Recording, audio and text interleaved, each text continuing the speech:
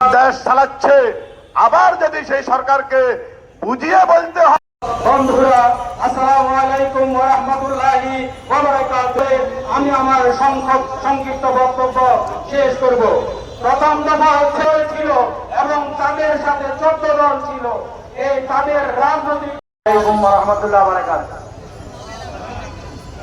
সময় সংক্ষিপ্ত হওয়ার বেশি ভালো কাজ রূপান্তরিত করতে হবে।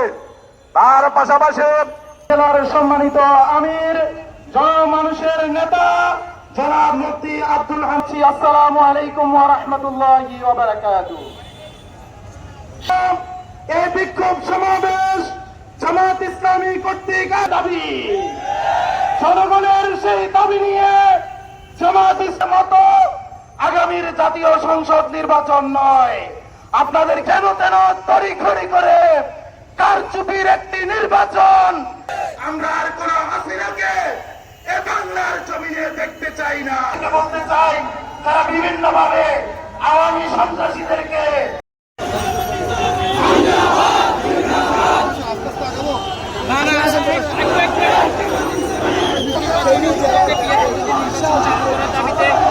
জামাত ইসলামী ফেনী জেলা শাখার উদ্যোগে বিক্ষোভ মিছিল করেছে।